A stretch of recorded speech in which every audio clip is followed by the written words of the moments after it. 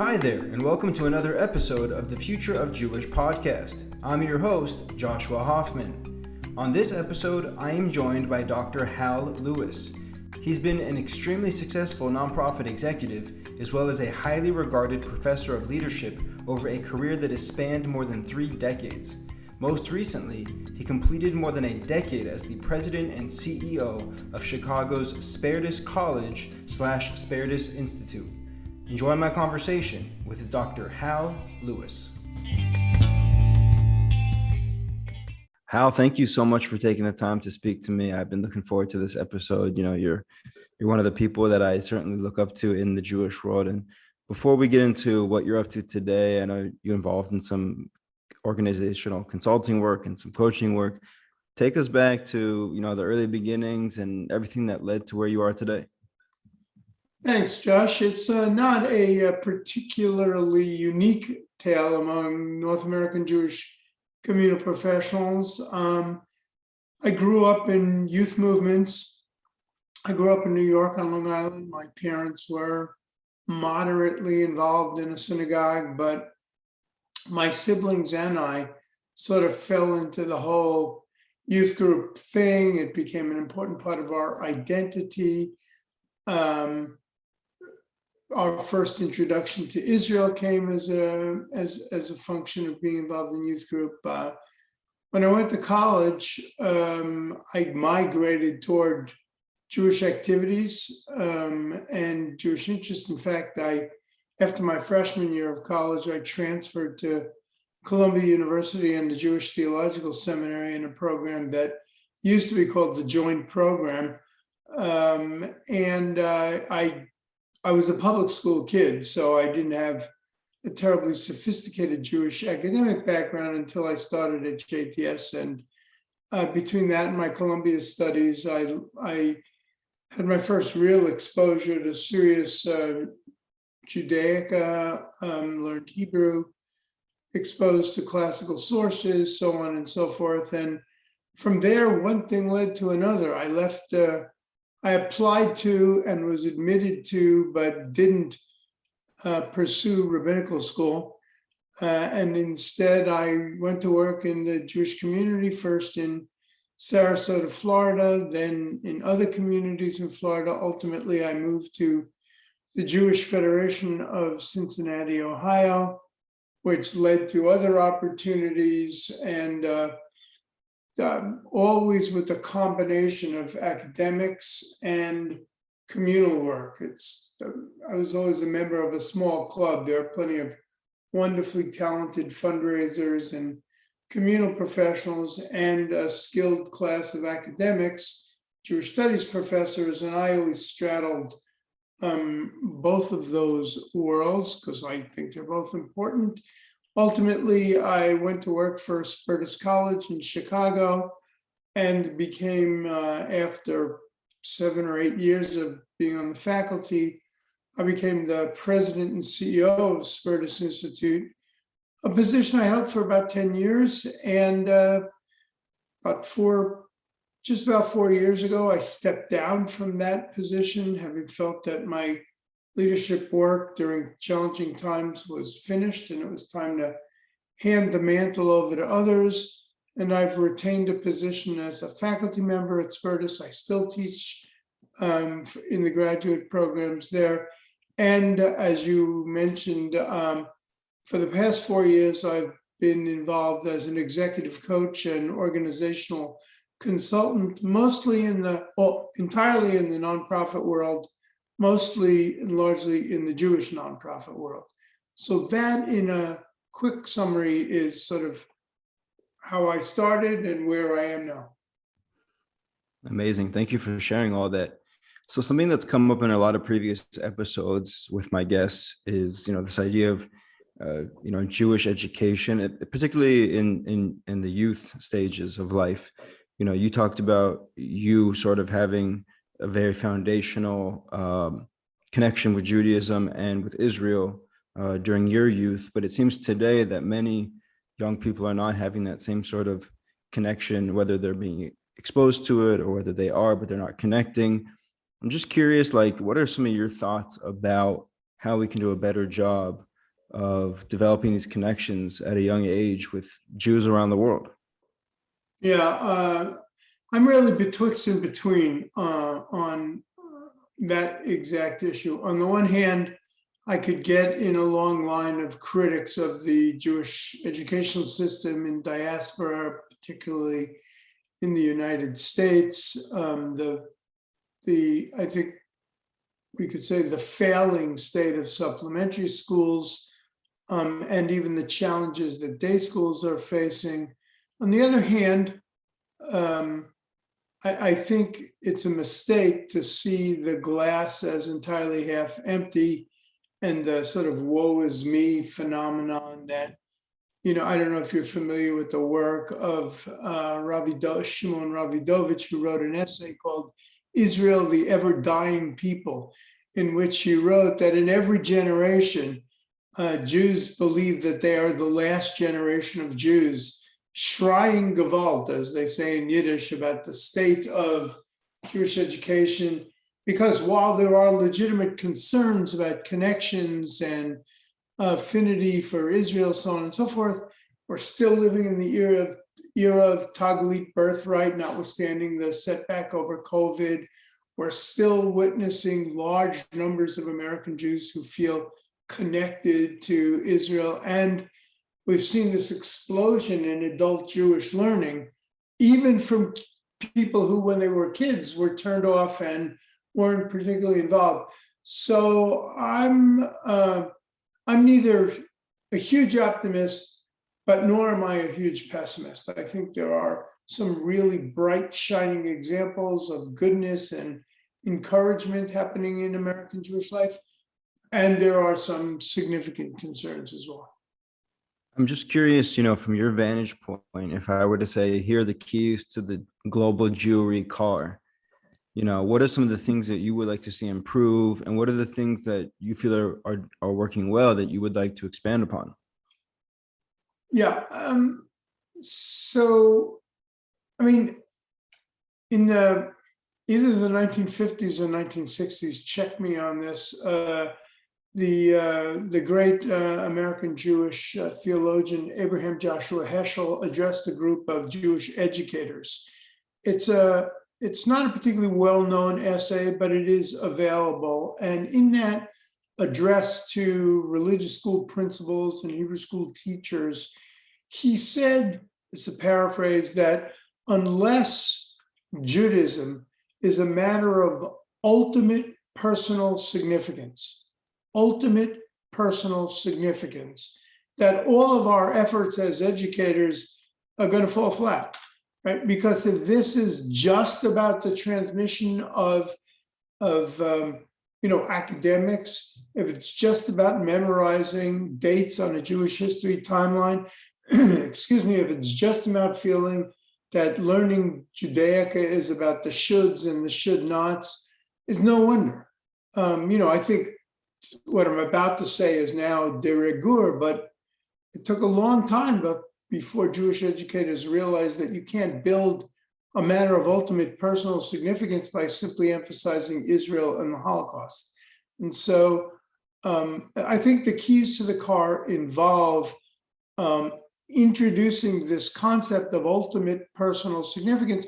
So the challenges I face as a young person, issues with friendships, with family, with a whole array of things, there are Jewish responses to that. There's Jewish wisdom that opens a portal into understanding.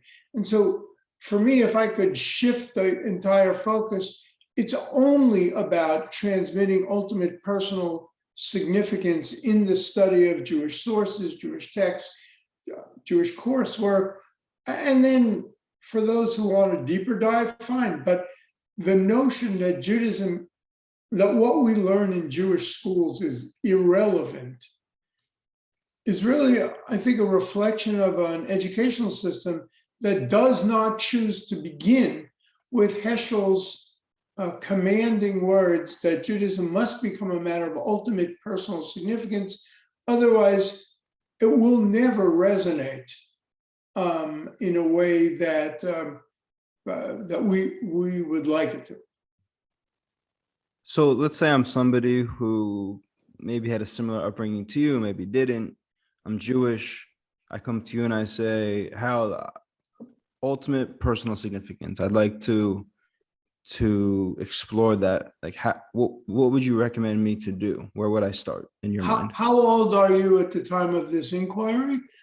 I mean, you don't have to answer that, but what I'm saying is there are educational systems, teachers, classrooms, chavruta, small learning modalities in which I would say, Josh, tell me what are the things that matter to you? You worried about the environment?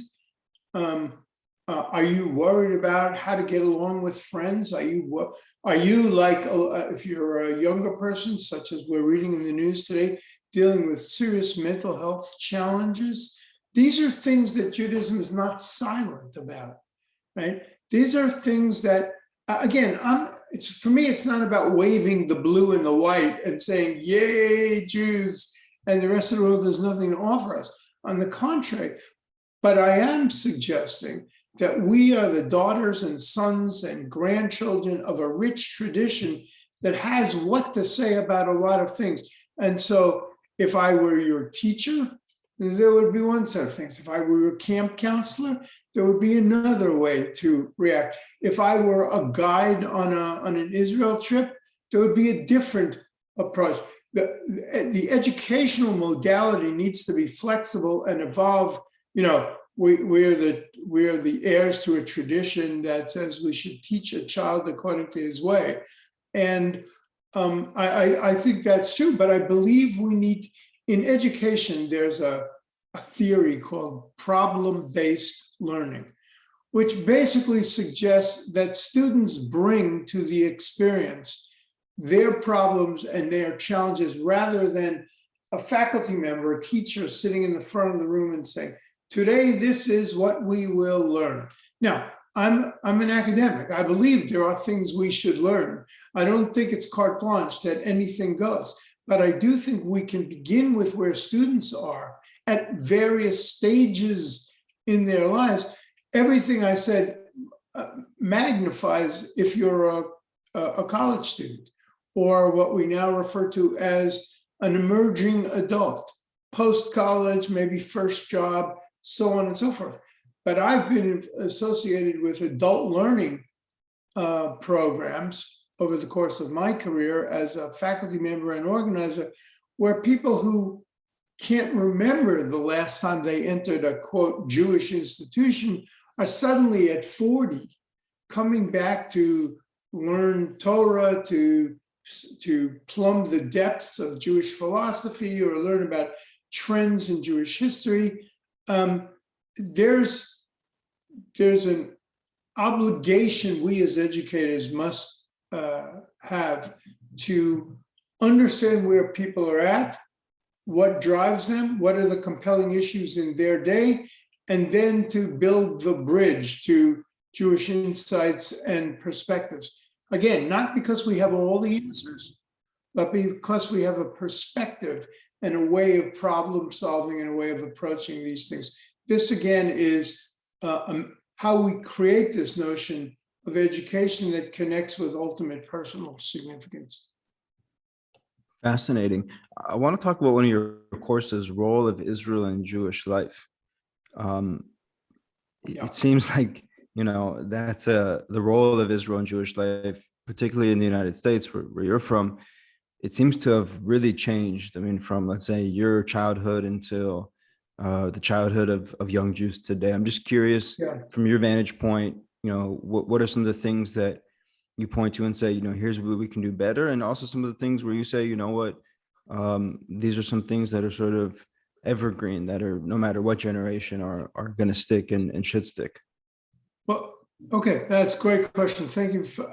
So I should say, not in any way as a matter of disclaimer, but in case anybody hears this and says, he hasn't taught that course in a while. I no longer teach the course, The Role of Israel in Jewish Life, to my Spertus graduate students, largely because we have faculty members now who are far more adept and immersed in developing a syllabus for a course like that. But when I taught it, it was decidedly not a political class. In other words, we didn't talk about things happening in Israel. What we spoke about was the role of Israel in Jewish life. So how have diaspora communities since the time of the Mishnah understood their relationship with the land and later the state of Israel? And this is a far more nuanced subject than X number of percent of American Jews support Israel and X number of percentage of young Jews are distancing from Israel. That's part of a picture, but it is an ongoing relationship in which diaspora communities have always had a push me, pull me relationship with the land and the people of Israel. The classic example is for millennia, Jews ended every Yom Kippur and every Pesach Seder with the famous words, L'shana haba b'Yerushalayim, next year in Jerusalem. And of course, in the vast majority of those cases, that was aspirational at best. Even when Jews throughout history had the chance to go to Israel, Palestine, pre-state Israel, Eretz Yisrael, we didn't do that. We didn't go. The Mishnah is filled with examples. The Mishnah and later writings, the responsa, the she'elot u'tshuvot, the responsa literature are filled with examples of how people in diaspora who aren't willing to leave, who don't see Aliyah as a vibrant alternative, how we should still relate to Israel. And so, we have a whole array of minhagim, of traditions and practices about we face our synagogues in the direction of Jerusalem. We do a lot of things. We pray for Jerusalem, but we've always had a complicated relationship. So fast forward, complexity is at the essence of today's relationship with American Jews, which I think gets to the heart of your question, and the geopolitical state of Israel.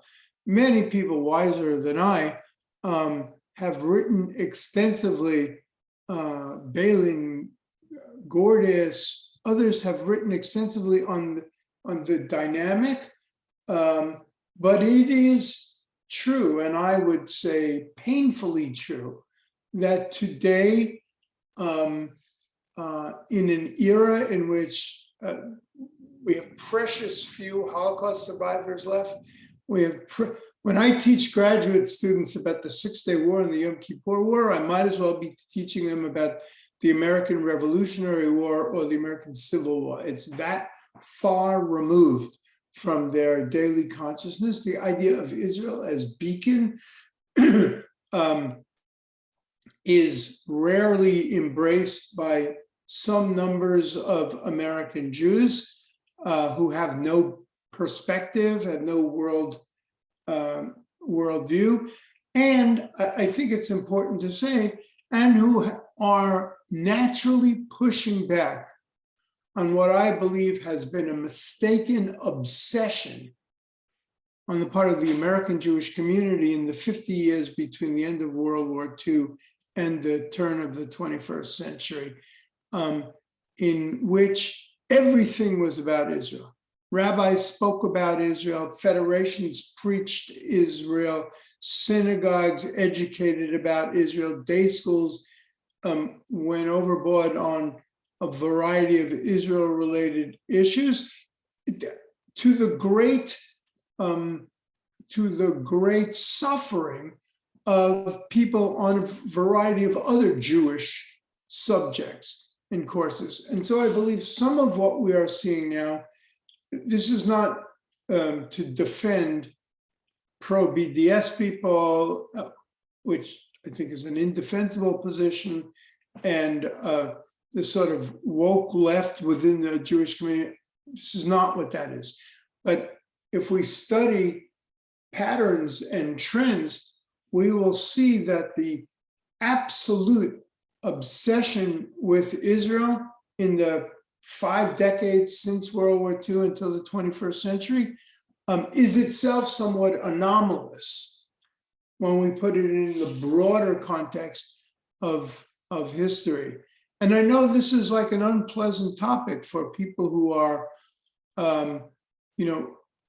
whose entire, maybe not entire, but those large component of their Jewish identity is about the land and now the state of Israel. But I think on the part of the American Jewish community or diaspora communities in general, the 50 years I've been talking about, those are the anomaly. When we look at the broader history, Israel was part and parcel of what it meant to be a Jew, not the entirety of the Jewish experience. And so I think there are some generation of younger Jews today who are just saying, I find my spiritual fulfillment as a Jew in other ways than supporting the state of Israel, where I may have political differences or it just seems foreign. And that was my parents' and my grandparents' thing. So I think we have a lot of work to do. I mentioned Tugly Birthright is a really good example, and others, camps that send their staff and campers to Israel. I think there's a lot of encouraging things going on at the same time, but I share the concern that some segment of North American Jewry seems to be distancing itself from Israel. You've written a few books about Jewish leadership, and I'm just curious, I've been a big critic of lack of Jewish leadership, and I guess people have different definitions of what leadership is and what leaders are, but I'm wondering if a big part of the issues that we're seeing, we just talked about right now, the relationship between diaspora Jews in Israel, but also in non-Israel Jewish issues, if a lot of these things are in part the byproduct of what I would really just call a complete lack of modern day Jewish leadership. I'm curious to know what your thoughts are about that sort of claim. Yeah. Wow. It's not that I didn't expect a question about Jewish leadership, Josh, but that's a really artfully worded one. So my study of Jewish leadership is rooted in both classical texts, that is what rabbinic texts, biblical texts, later texts teach us about effective leadership, and also about how Jewish communities have organized historically in terms of communal leadership. And so my perspective is I'm not looking for the single great Jewish leader to steer us, to guide us. In fact, I believe we are far more effective when we believe that leadership is something that many in the Jewish community are capable of exercising. And I think we can make the case that throughout Jewish history, Jews have suffered from messianic movements, from this notion that a single great leader is going to come down to swoop on the scene and save us. I agree with that. Yeah, I agree with that. I'm not suggesting we need like a singular leader, but I guess, you've mentioned a few programs in the Jewish world today, and I would say programs are great, but if you don't even know who's the quote unquote CEO or the actual CEO or the leader of that program, like to me, there's so much data in the sort of non-Jewish world that suggests, for example, I remember a few years ago, I saw an interesting piece of data that said that companies in which their CEO tweets, they uses Twitter actively, consumers are 50% more likely to buy from that company. And so I guess what I'm asking is not necessarily about if we need a messianic sort of leader, which I think we both agree is probably not going to help us, nor will that person probably emerge. Rather, what I'm suggesting is like, do we even have like a few or many or a dozen or a few dozen leaders where we can look to and say like, that's somebody who I can rally around? I mean, I think in the Orthodox community, you do find that, But in the non-Orthodox Jewish community, I don't know if you and I can even name one of them. Yeah, I'm less, okay, this is really good. Let me try to do this without taking up, gobs and gobs of time. I think in the study of leadership, there's an important difference to be made between authority and leadership. Authority conventionally means rank, title, what's on your business card, where you are in the organizational chart. Those people might be leaders, but if they are leaders, it's accidental. But what they are authority figures. So we refer to the leaders of our synagogue, right? They may be terrible leaders, but they may be the elected officers of the congregation or the hired rabbi or assistant rabbi or so on and so forth. Ditto for any number of Jewish organizations. As long as the American Jewish community does Jewish through organizations, and we know that is very much the case, the risk is we have very uneven quality control in our authority figures, which leads Josh to say, I can't name a leader, right? Because leadership is not centralized in American Jewry, right? Jews in general have never had a pope, and certainly in America, we've never had a chief rabbi, despite a couple of attempts to centralize things. So I don't find it terribly surprising that we can't name the president of Hadassah. On the other hand, there's a good possibility she's a fabulous leader, courageous, bold, innovative, invested in growing leadership in the organization. Where I sit as an organizational coach, I'm seeing tons of people who have responsibilities for Hillels, synagogues, overnight summer camps, federations, JCCs, who are really doing great leadership work. They're making tough decisions. We've just come out of 2 years of COVID, where there have been magnificent examples of great leadership, even though you can't name them. So what I would say to you, by the way, I'm not naive. There are plenty of people who are terrible leaders who have positions of responsibility in the Jewish community. There are plenty of people who are wimpy, nervous, they're conflict averse, they're unwilling to make bold decisions. I don't deny any of that. On the other hand, I would ask you to consider that it might be a mistake to say, because I can't name the president of the Jewish Federation in my community or the head of school of a fabulous day school in my city, that there are no great leaders. It's a different kind of leadership model. And I do think all of us in Western civilization learned about leadership from a model that is frequently referred to as the great man theory of leadership, where we literally, even if we say, no, we don't, we have intuited this idea of the single leader who rides in, right, and barks out orders and does that. And even if we know the downside of that, it's gender limiting, it views leadership as being the purview of a select few. Even if we acknowledge, no, the great man theory is antiquated, nobody talks about it anymore, look around at how we think about leaders and effective leaders and who we think will never be good leaders. And we still have internalized some of the toxic insights of the great man theory. And I think that's part of what's behind your question. Notwithstanding, as I said, there's a lot I agree with also. No, if I could just add one other thing, I think there's something about the nonprofit system which works against bold leadership. So here I am, I'm a trained CEO, I'm running an organization, but don't forget I have a board. And so I can't get too far out in front of the board.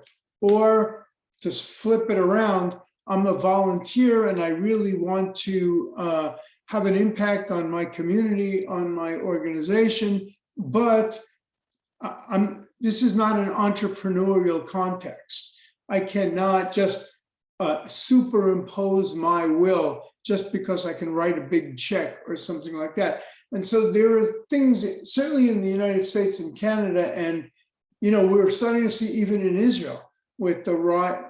We're not there yet compared to diaspora, but with the rise of not-for-profits, we see that this is by definition a process-focused system which relies on this notion of shared power as opposed to unilateral power.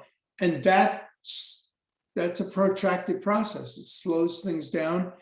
Now, I would argue there's a lot of wisdom in power sharing as opposed to power hoarding.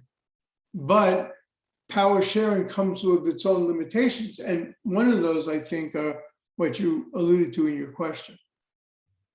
No, it's a really phenomenal way of breaking it down. I want to ask you, going back to, I believe you wrote in your book From Sanctuary to Boredom, you talked about some of these key Jewish texts that speak about leadership. And I'm just curious if you could share with us a few ones that really stand out and say, that's powerful. That's something that I, as a leader or aspiring leader, can get behind.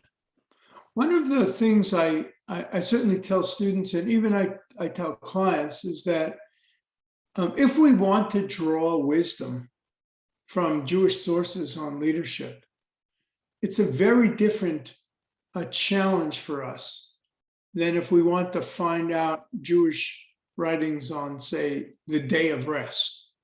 Right? There is no single tractate, to use Talmudic language. There is no single book to reference, say, the biblical canon, in which everything we need to know about effective leadership can be found. And we can just sort of open it up and page through it. One of the reasons I wrote From Sanctuary to Boredom was in an attempt to put together a series of sources, keeping in mind two things: that there are way more sources on leadership than I included. And secondly, the more important point is that it is in the very nature of the tradition of midrash, that is, of interpretation, that you and I won't read a text together the same way. And so that's the Jewish experience. The old joke, 2 Jews, 3 opinions, 4 organizations, is actually a really positive reflection on how we approach text study. So I have a couple of sources that immediately stand out, but the real issue is we need to plumb the depths of these sources, and we need to constantly be on the lookout for sources. I, who have written, a couple of books and a number of articles on this issue, I'm always finding in somebody's Devar Torah that I read, in my own review of something, another perspective on leadership. And as leadership around us changes in the world we live in, finding new meaning in different texts. So having said that, let me try to answer your question. First and foremost, I begin, it's not a text, but it's a linguistic reflection of how important these things are. And it goes back to the very Hebrew word for leader or leadership. I don't have to tell you, I've been in Israel for a long time, but for those who may be listening, the Hebrew word for leader is manhig, leadership, manhigut. Like many Hebrew words, those 2 words have a shoresh, a root, and that root is nun he gimel, which is the same root that appears in other Hebrew words like minhag, custom or practice, or nahag in a noun form, driver, the person who makes things go. But at its core, the nun he gimel shoresh means behavior. Linhog lihitnaheg, right? Think about this a second. I believe one of the greatest insights that Judaism brings to effective leadership is that it is about behavior, not about rank or title, not about authority, right? So that a mom who feels a need for an early childhood education program in her community and goes about to rally the troops and raise the money, is manifesting leadership, not because she has a title, not because she's wealthy, but because she is behaving in a bold, over-the-top, courageous fashion. Someone in an organization life today who has to make very difficult decisions about, let's say, sexual inequity, about abuse issues, right? Who is making hard decisions, right? That's leadership, which has nothing to do with rank or title or your place in the organizational chart. So for me, one of the most important textual insights has to do with what the Hebrew word for leader really tells us. And it tells us about behavior. So then if you think about the very famous midrash told about Nachshon ben Aminadav, I'm sure you're familiar with it, many listeners are familiar with it, right? In which the titular head of the Jewish people, Moses, the guy who by all rights should be doing the tweeting, to use your example before, is chastised by the rabbis for failing to put his first step forward when crossing the Reed Sea, when Pharaoh's armies are following him, and instead a relatively unknown dude named Nachshon takes the bold step of going in, and according to, there are several versions of this midrash, he goes into the sea all the way up to his neck, is about to drown, and suddenly the waters part. Why do I find that a meaningful text? I find that a meaningful text because it's about action. Judaism's approach to leadership is not about the benefits of your job, the salary that they pay you, or the kavod that you get when you go to a community dinner. It is about the action steps, the manhigut, the behavior that you manifest, irrespective of who your parents were, how wealthy you are, what your job title is, so on and so forth. One more text that I always find fascinating, but as you point out, there are many, many, many more. There's a great Hasidic tale told about the Maggid of Mezrich, a second generation Hasidic master following the Baal Shem Tov. And one of his Hasidim, that is one of his followers, writes the following. He said, I didn't go to the Maggid, the great Rebbe, the great Torah scholar, to learn Torah. I went to the Maggid to watch him tie his bootlaces. This to me is a fabulous text that talks about a different aspect of leadership. When we lead, people watch us. Even on things we don't think are the least bit important, like how we tie our shoes, right? But it's not, oh, here I sit as the CEO of a great organization, or as a volunteer leader, or as somebody who's written an important article. People watch how you treat other people. People watch the small things. And so, again, many of our listeners are probably familiar with the notion that Judaism has long thought of leaders as dugmaot, as role models, right? What does it mean to be a role model? It means sometimes people are watching us when we'd rather they not. It means we can't have a bad day, because when we walk into the office or a committee meeting and we have a headache or we're frustrated about something that's completely unrelated, it doesn't matter. People are watching us, even on things that we don't think they're paying attention to, like how the Maggid ties his shoes. So I think there are a number of sources that I believe have relevance, not just for Jewish leaders, but for leaders who think about, imagine in a scandal-filled decade, how many leaders might behave differently if they understood that people were watching, and that they lead not by their words or by their pronouncements, but by their actions. So those are a couple, Josh. We could talk about more if you like. No, that's amazing. Really, it's very, very insightful. Your other book, which I found fascinating as well, which is called Models and Meanings of the History of Jewish Leadership, you talk about, you go all the way back to obviously biblical and rabbinic eras, but then the Middle Ages and modern and contemporary periods. So I guess like if we could reflect on obviously a very long history of Jewish people and so forth, and then sort of project moving forward how you see the future of Jewish leadership, what would that be in your estimation?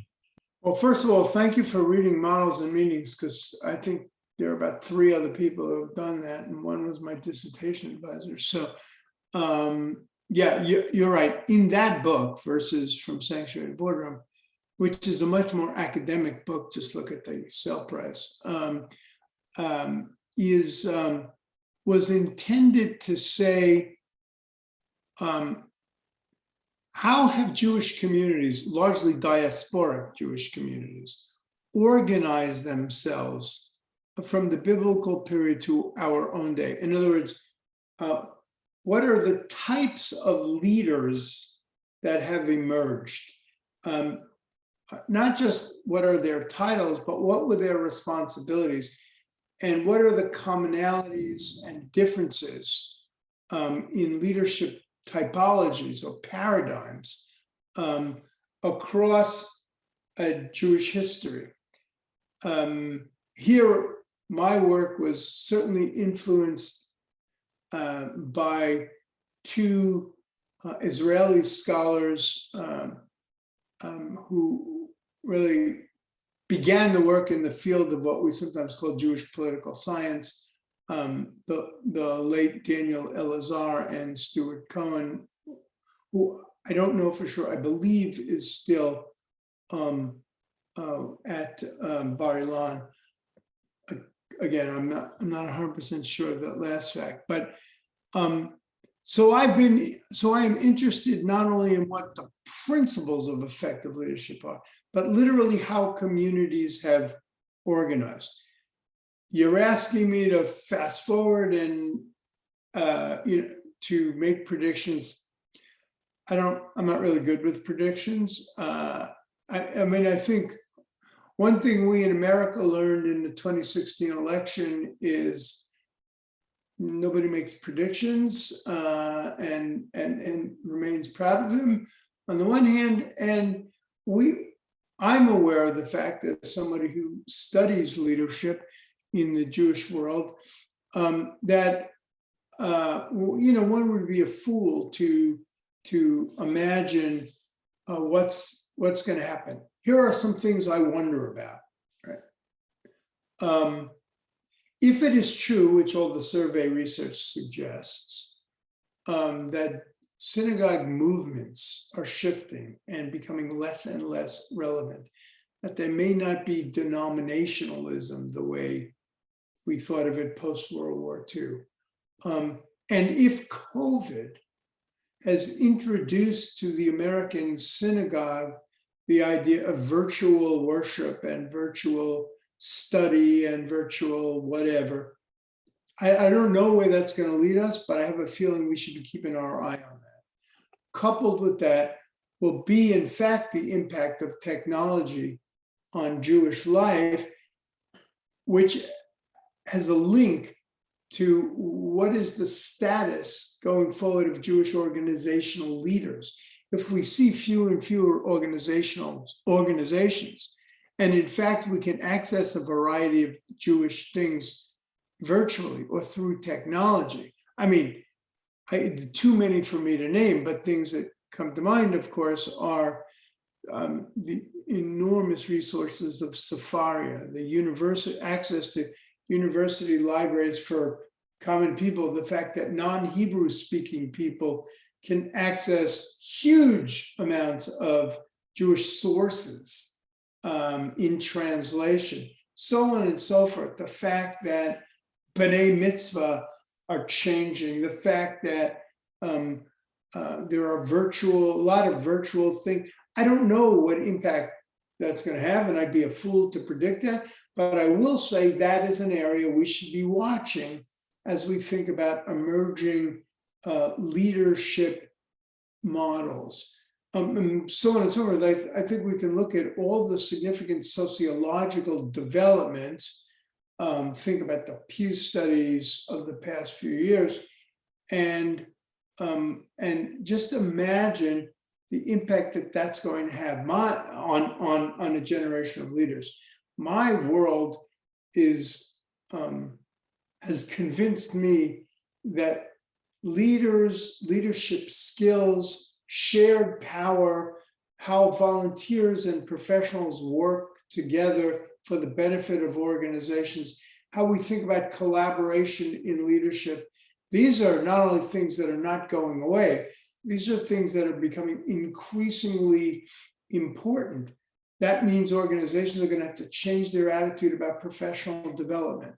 An example that I've become aware of, particularly in the past 4 years, is everybody screams. I don't know if you've encountered this, but in diaspora nonprofit settings, volunteers, lay leaders, philanthropists, board members are constantly shrieking, we should run things more like a business around here. And yet, if we look at the business world's emphasis on training, development, coaching, mentoring, which is not always stellar, but way better than the world in which we find ourselves as Jewish organizational leaders, right? We've made this horrible mistake over the years. In some ways, it's changing, but in large measure, people think of coaching as being a sign of weakness, not as a sign of growth and development and strength. And these have very significant gender overlays where the rising number of female leaders are often struggling with a fear of appearing weak or insecure, and therefore are hesitant to encounter the coaching experience, or their lay leaders are hesitant to do this. We see this in the rabbinate also. Increasingly, rabbis are able to access professional development and coaching, but still, it's not uncommon that congregants will say to their rabbi, what do you need a coach for? That's what you are to us. And so I think we have to keep our eyes on sophistication. Again, I mentioned technology, but also skill set sophistication. As the Jewish world is changing, see your earlier questions. And I think that is going to have and is having an impact on those who are leading Jewish life.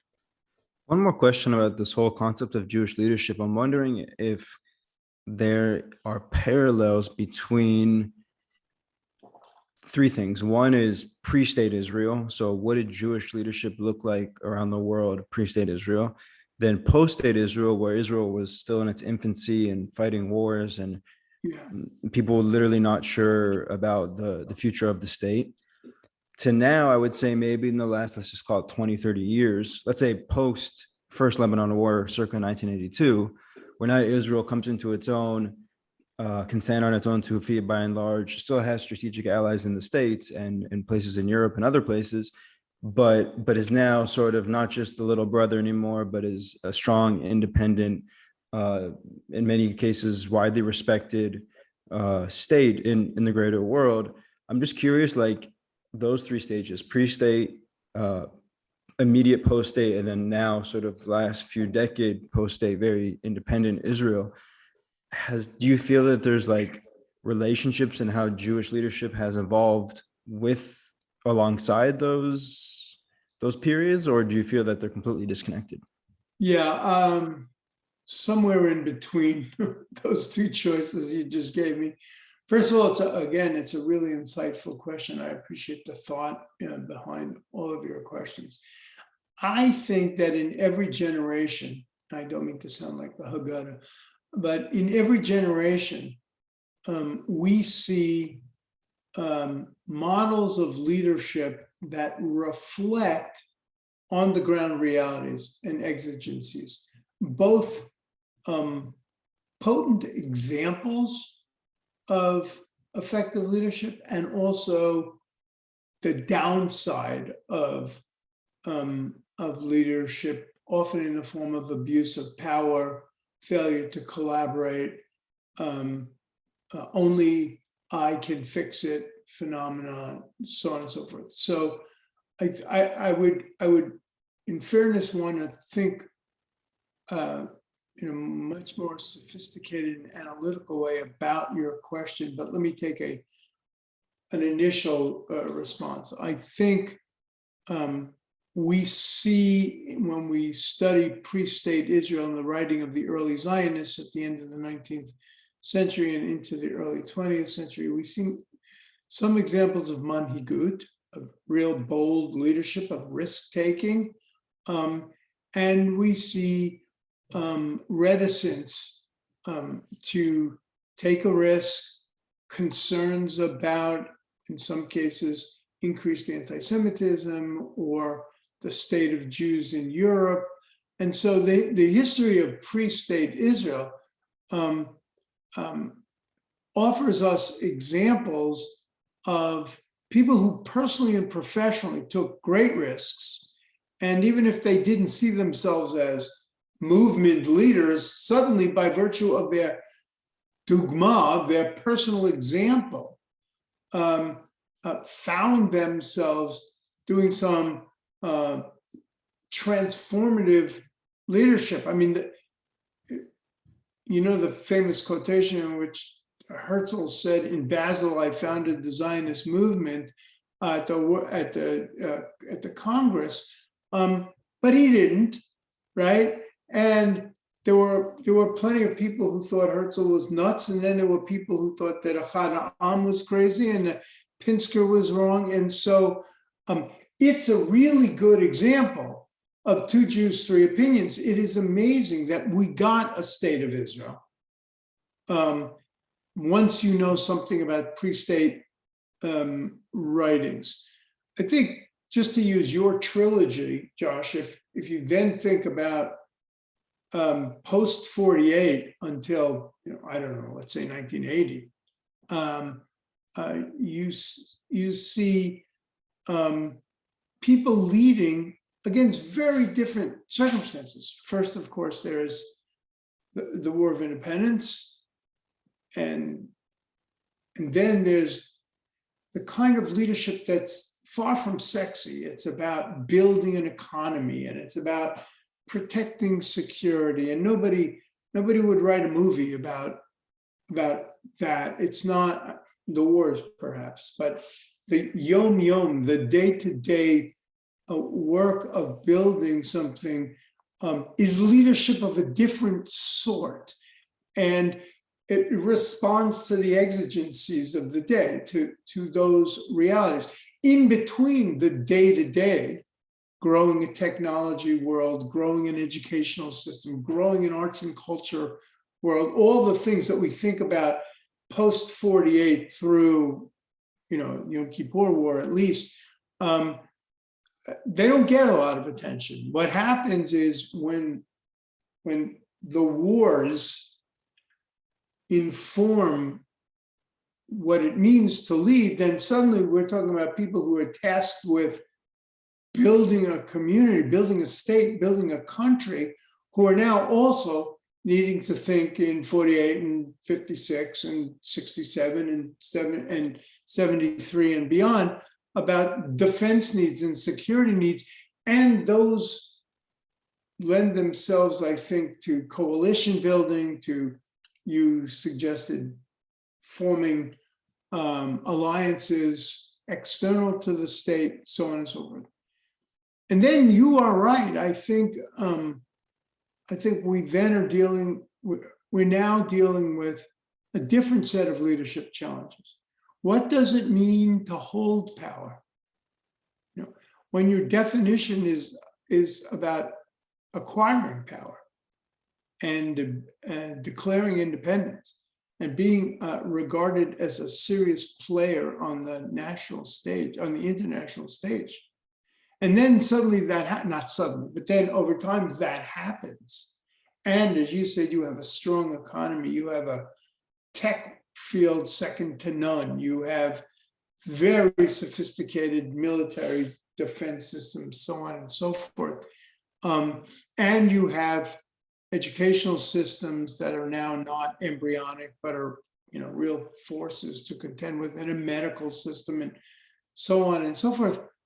Then leaders are dealing with very different issues. And I ballparked it originally to the 80s because sovereign Shatila and because questions began to be raised about what does an Israel in power look like. And I know that's a political hot potato, and I'm not trying to get into the very nuanced and complicated multi-sided discussion about the use of military power, territories, et cetera, et cetera. Even the language we use is so value laden. But I do think, using again your three categories, that we are now seeing an Israeli leadership that is focusing on entirely other things. Is there a relationship to be had with diaspora Jewry? Oh, once we said, of course, Ben Gurion, Golda, they came, they wanted, they pitched, they became shlichim for the burgeoning new state. Now there are serious questions about what the relationship should be with Israel and diaspora communities with different values, real different values. And what does it mean when there are political scandals in the government, same as we see in countries all over the world? But those are new sets of issues. I'm not naive, and I've studied a lot about Ben Gurion or early generation. I'm not naive that there weren't significant controversies and provocative issues about earlier generations of leaders. But it seems like now we're encountering a different kind of political leader challenge, which we frequently refer to as the use and abuse of power. It's as old as David and Bathsheba.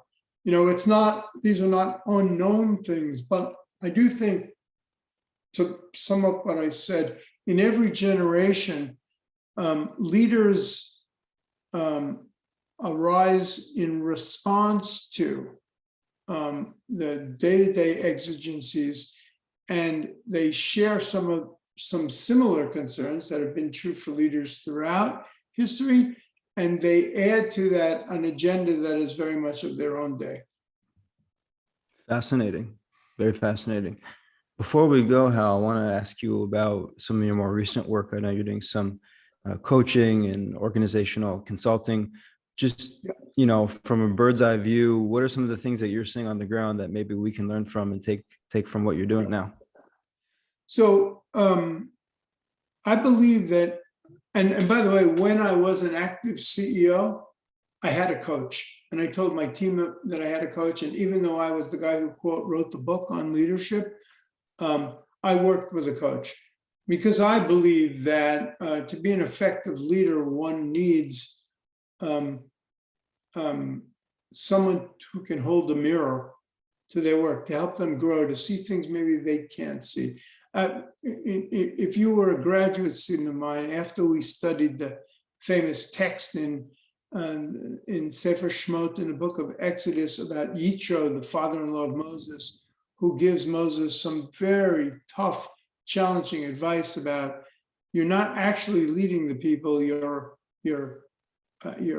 hogging all the leadership, and you're not power sharing. And then Moses listens to him. And then later on in Tanakh, we have this terrible story that I alluded to about King David and Bathsheba, who gets, can you say, called on the carpet, much worse than that, by the prophet Nathan, who criticizes the king in a way that is a classic example of speaking truth to power. What I ask people I know of and work with, students, colleagues, is, who is your Jethro? Who is your Nathan? Who are the people in your life? They're usually not bosses or supervisors, they're board members. And they're sometimes significant others, but not always. Who are the people in your life with whom you can be totally vulnerable, who can call you when you need to be called out, who can challenge you on those occasions, who can support you? And so I believe in coaching. which is different than mentoring, though we frequently use the terms synonymously. And I believe that everyone, including seasoned executives, benefit from that experience. And so I have been working, it just so happened, about 50% of my coaching work over the past 4 years has been directly during pandemic, and the challenge that that's been for rabbis, hillels, camps, federations, et cetera. And, it's mechanically, it's, there are differences of opinion. I obviously think I'm a better coach because I have worked and walked through the vineyards of Jewish communal life. I know that arena real well. Some people believe you should go entirely outside to the corporate world and do that. Again, I only know what my experiences have been and confirm my insights. But the idea of working with someone who, I'm nobody's shrink. I make it clear when a client comes to me or potential client comes to me, I'm not your shrink. My job is not to help you through emotional challenges that are unrelated to work. On the one hand, on the other hand, we all grow. And if you think about certainly the North American nonprofit world, Jewish and not Jewish, whether you run an animal shelter or a Jewish federation and anything in between, or an arts organization, you still have to deal with fundraising. You still have to deal with boards. You're still concerned with supervising staff and motivating staff. You're still concerned with what it means to be a visionary, to set a vision, and to walk the bridge to effectuating that vision. As a coach, because I'm trained as an academic first, I find myself with clients often sharing an article that comes out from Harvard Business Review or a Jewish source that to stimulate further discussion. And I frequently am getting called into organizations to train around a set of particular issues. The first is lay professional relationships. So many people who sit on nonprofit boards have no idea what it means to be a nonprofit board member. They just don't. There's no onboarding. There may be some onboarding to this is what our organization does, but not what is the role of a nonprofit board member. The flip side is also true. Our professionals are, for the most part, woefully unprepared as to how to share power, as to how to collaborate, as to how to work in what we call in the United States a 501c3 sector, that is a nonprofit world in which lay leaders and professionals have unique and important shared responsibilities. Shared doesn't mean we do the same thing. It means when we come together, magic happens. But what often happens in nonprofit organizations is when each of us is trying to establish our own turf, when we don't know how to communicate properly, when we don't know how to have difficult conversations, all of these are part of the coaching agenda and the training that I do, that we fail to have the impact that we claim to want. If you think about it, Josh, nonprofit organizations don't manufacture anything. We don't sell widgets. What we are is we are in the impact business.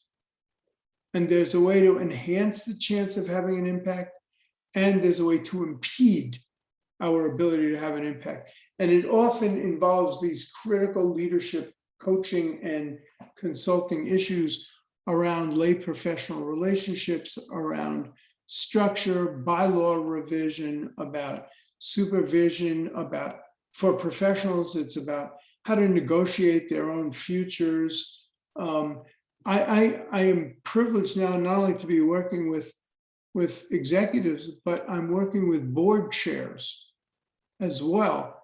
And what a wonderful and challenging experience that has been, because if we eliminate one of the significant sources of contention between philanthropists and paid professionals, we really are opening up to the possibility of enhancing the impact that our organization stands for. So those are some of the things I've been involved in. Hal, this has been a truly enlightening episode. Thank you so much for your time, and best of luck moving forward. My pleasure, Josh.